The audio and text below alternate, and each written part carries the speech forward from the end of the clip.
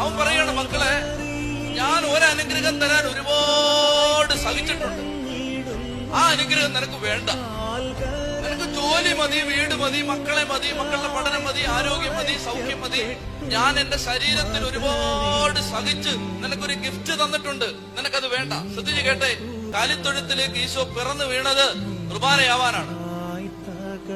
ഈജിപ്തിലേക്ക് അമ്മയുടെ മാറിൽ പറ്റിക്കിടന്ന് -डिग्री ഉഷ്മാവാണ്, മഞ്ഞ് തണുത്തുറഞ്ഞു കിടക്കുന്ന മലഞ്ചെരുവുകളിലൂടെ അമ്മയുടെ മാറ് പറ്റി പലായനം ചെയ്തത് കുർബാനയാവാനാണ്.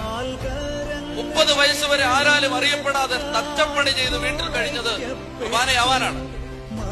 3 കൊല്ലക്കാലം അവന്റെ പരസ്യ ജീവിതത്തിൽ നന്മ ചെയ്ത് ചുറ്റി സഞ്ചരിച്ചത് കുർബാനയാവാനാണ്. ഭ്രാന്തനെന്നും സുബോധമില്ലാത്തവനെന്നും മദ്യപാനിയെന്നും വേശ്യകളുടെ സ്നേഹിതനെന്നുമുള്ള വിളിപ്പേരുകൾ അവന് മീതെ ചാർത്തപ്പെട്ടത് അവൻ കുർബാനയാവാനാണ്. ഗെത്സമനിയിൽ കണ്ണുനീര് ചോര പോലെ പെയ്ത സന്ധിയിൽ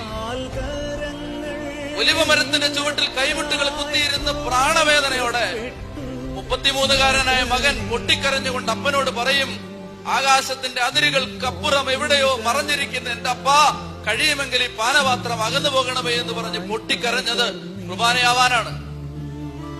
ഒറ്റ രാത്രിയിൽ അവനെ 4 കോടതികൾ വിചാരണ ചെയ്തത് കുർബാനയാവാനാണ്.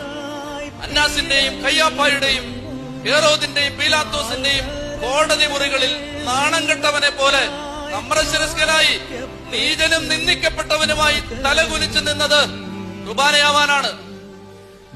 കൽത്തൂണിലേക്ക് കെട്ടിയിടപ്പെട്ട് കാരിരുമ്പിന്റെ കായബലമുള്ള പടയാളി ചാട്ടവാറുകൊണ്ട്, ചാട്ടവാറെന്ന് പറയുമ്പോ ഉരുക്കിൻ കഷണങ്ങളും ഈയക്കട്ടകളും കാരിരുമ്പാണികളും ചേർത്തുണ്ടാക്കിയ ഒരു മാരകായുധമായിരുന്നു ചാട്ട. ആ ചാട്ട കൊണ്ട് 33-കാരനായ ഒരു ചെറുപ്പക്കാരന്റെ മൃദുല ശരീരത്തിലേക്ക് കാരിരുമ്പിന്റെ കരുത്തുള്ള പടയാളി ആഞ്ഞടിക്കുമ്പോ ഓരോ അടി കൊള്ളുമ്പോൾ, അടിക്ക് ശേഷം ചാട്ട തിരിച്ചു വരുമ്പോൾ മാംസക്കട്ടകൾ പറഞ്ഞു തൂങ്ങി ചാട്ടയോടൊപ്പം തിരികെ വരുന്ന മാരക മരണവേദന സഹിച്ചത് കുർബാനയാവാനാണ്.